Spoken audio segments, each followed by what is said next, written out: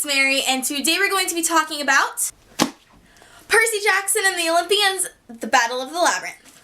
This is the fourth book in the Percy Jackson and the Olympians series, the original 5, and it is one of my favorites. I only read it once before this, so this is only my second time reading it, and now I'm going to review it. Since the majority of this review is spoilery and it's kind of more of a discussion, I suggest that you go read the series, get to this one, finish this one, and then come back to the video. They're very quick reads, but they're very awesome, so I suggest that you go pick them up. Now that all the spoilery people are gone, we can talk. So, first let's talk about the plot. We have a bunch of characters, and they are all kind of on their own missions here, and we get to see all of them kind of flow together into one big thing, one big story leading up to the big battle of the Labyrinth. So first, this is Annabeth's first time leading a quest. She's been on many quests before, even had to be rescued some, but this is her first time leading one, and she's a little anxious about it. Also, Grover is looking for Pan. As we know, Grover has wanted to get his searcher license since before the first book, and now he has it. Well, the council has decided that he only has one more week of his searcher license left before they take it away and make him go do some other satyr thing that he does not want to do.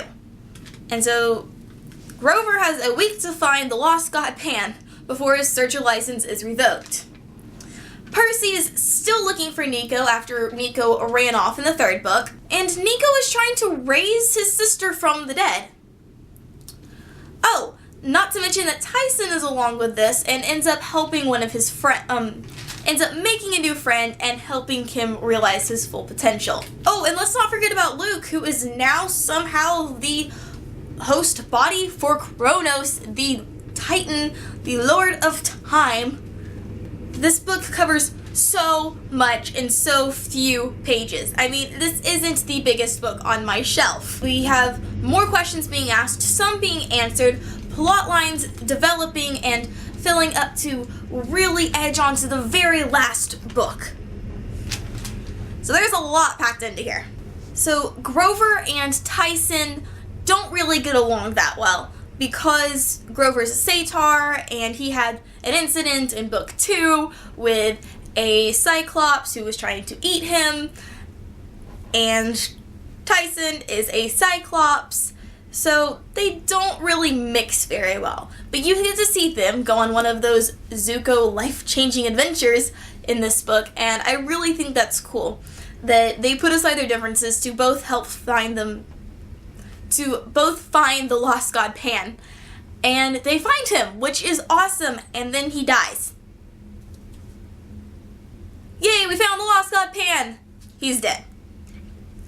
So now they have the big duty to go back and tell all of the satyrs that the great god Pan is dead, even though they've been told this before and they didn't believe it. Not to mention that satyrs don't like going underground, and Pan has not been found because he is hiding in the labyrinth. So let's talk about the labyrinth for a minute, okay? So as we know, Hades is underneath LA, and Olympus is on top of the Empire State Building. And so you'd think that the labyrinth is underneath the building, which Percy mentions. But Annabeth says that it is growing on its own, even though it is architecture. Well, it is not just underneath a building. It is underneath the whole world. You can travel from New York to LA in a matter of minutes. But you can also be in the labyrinth for a matter of minutes, and hours go by. So time and space work very differently in the labyrinth. It's very similar to the Lotus Hotel and Casino, where Percy and Annabeth and Grover got stuck in book 1 because they can lose a concept of time when in the labyrinth. But it also works differently because time still moves forward. So Kronos/Luke is trying to use the labyrinth to get his monster army into Camp Half-Blood, to get rid of the demigods, to get rid of our heroes, before he attacks Olympus. Well, he's having trouble navigating. because there are two ways to get through Olympus. First, you have to have the string that led one hero through the labyrinth. Two, you could also use the eyes of a mortal who can see through the mist. Wait a minute. We know a mortal who can see through the mist. Rachel Elizabeth Dare. It turns out that Rachel Elizabeth Dare goes to Percy Jackson's new school. Coincidence? Maybe. But, as you know, nothing is coincidence when mentioned in these books. So if Rachel was mentioned in book 3, it's only right that she pops up again in book 4. And Rachel can see through the mist. And so we also know that she's probably going to have the bigger part. Well, it turns out she does. Once Annabeth finally allows her to help, Rachel is able to lead them through the labyrinth very clearly to get to Daedalus's study, or place where he lives in the labyrinth. Well, Daedalus is a bit of an interesting character here.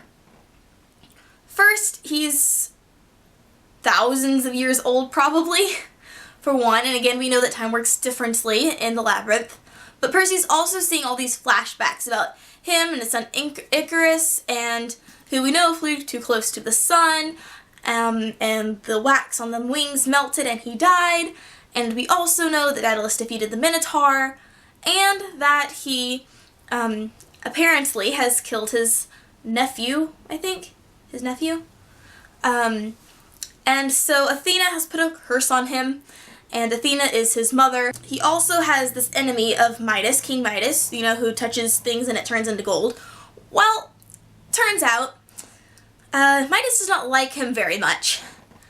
So Midas is on the board of whatever, the board of judges that help decide your fate when you go into Hades after you die. So Daedalus has been creatively avoiding death all these years. Oh, and what do you know? There's a new character in this book. His name is Quintus. You know what Quint is? It means 5. This is the 5th body that Daedalus has made and is in. Oh, and you know what? The labyrinth has some entrances into the underworld, which would explain Miss O'Leary. Miss O'Leary is this huge hellhound dog who is big enough that you can probably ride on her, and the way that she acts is just like a normal dog, yet she's this giant hellhound. But I kind of think of her as like Clifford size. You know, Clifford the big red dog? I think of her as that size, because that's how she's described in here, but they don't use Clifford, but that's how I like picture it. Anyways, I love Miss O'Leary. She's adorable. We learn a little bit more about Nico. Nico is trying to summon his sister from the dead, and he wants to trade Daedalus' soul for hers, a soul for a soul, because he wants his sister back. He feels betrayed because, one, she joined the Hunters of Artemis, and then she gets herself killed. And so he also blames it on Percy a little bit, but he's just really just mad at himself and his sister for them being split up after all these years. I mean, he's like 70. He got stuck in the Lotus Casino, for 7's sake. So, well, he's trying to summon his sister. And in movies, when you see a summon or a seance, you see candles and chanting. And there's a little bit of chanting going on here, but he's dug himself a hole and is putting in Coke and a Happy Meal. Now that's how you summon a preteen girl. Coke and a Happy Meal. Someone should summon me with, I don't know, a Dr. Pepper, a overly seasoned popcorn, and the pages of a well-loved book. But that's just me.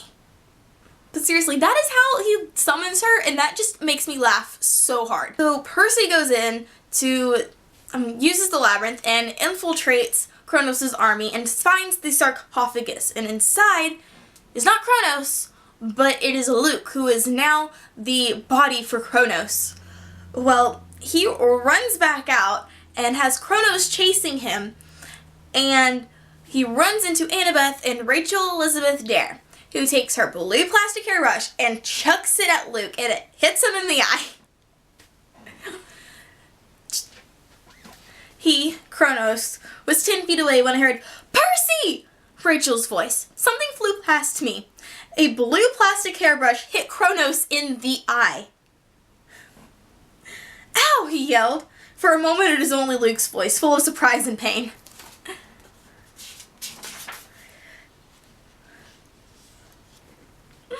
And then you turn the page, and they're talking about this after they've escaped, and he goes, I nodded, looking at Rachel with respect.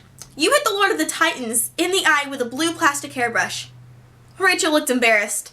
It was the only thing I had. They had a lot of interesting scenes and introduced a lot of monsters into this book. We get to see the many-handed folk that Tyson befriends. They're like the Cyclops' big brother, and he ends up getting them to help. Then there was the Sphinx, who is now obsessed with standardized testing, which makes me laugh so hard. I find that hilarious because Annabeth is like, oh, I got this. And that's her fatal flaw, is her pride. And then she gets mad because it's like random facts. It's like, what is the capital of Michigan? And all this other stuff. And she's like, well, what about the riddle? I had to look up the riddle, actually, because they don't say it straight out. But it's a riddle about man. And it goes, what walks on 4 limbs in the morning, 2 limbs at noon, 3 limbs in the evening, and none at night? And it is the timeline of man. 4 limbs because the baby crawls, 2 limbs because they're walking, 3 limbs because they're using a cane, and then they're dead. Basically, that's the gist of the riddle, and the answer is man. Well, Annabeth was not so pleased that the Sphinx had changed her ways. And they break her standardized testing machine, and here's what she says. Tyson ripped the monster's grading machine out of the floor and threw it at the Sphinx's head, ruining her hair bun. It landed in pieces all around her. My grading machine, she cried. I can't be exemplary without my test scores. I can't be exemplary without my test scores. She has to grade everything by hand now. A teacher's nightmare. So we talk about fatal flaws a lot in this book, and you see that from the first book, Annabeth learns that hers is pride. Most of Athena's children is pride. And then, so she's struggling with that, letting herself be the second while Rachel takes the lead, even though she's just a mortal, but it's the wisest decision is to let her take the lead, and Annabeth has to stifle her pride for that.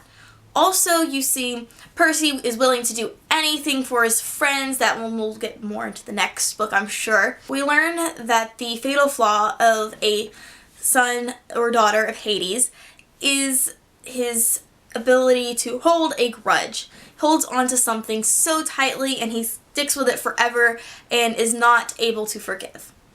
And I'm interested to see how that's going to go, but he does allow Percy to help him eventually towards the end of this book, so I think he's kind of forgiving Percy a little bit there. Finally, let's talk about the big battle scene.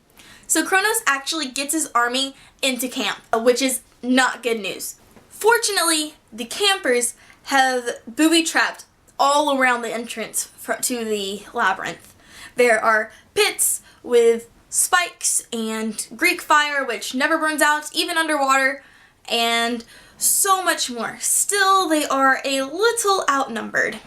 On the bright side, Nico raises his army of the dead and just slays all of the monsters. He still isn't feeling welcome at Camp Half-Blood and he leaves, but they promise that they're going to keep in touch, and so that's definitely going to play a bigger part into the next book. And if you decided to watch this without having to read this book, I didn't give you a very clear idea of what was actually going on. I was just kind of talking about some of my favorite points. But you definitely have to go read this book or reread it because the action scenes are really well written, but they're also funny. And I love that about Rick Riordan. He's able to put so much mythology and seriousness, and there's so many layers in his story. And you get to see characters develop and everything, even in the midst of these like small action scenes. that have these smaller sentences, and you're just seeing like arrows are being shot, and all of these things are happening around your characters, and you can still see what's happening. And that is so amazing. Only a really good writer is able to do that. Well, that's it for this video. Be sure to leave me a comment down below telling me what your favorite scene or quote was from this book, and give me a big thumbs up and click that subscribe button for more. That's it. Bye!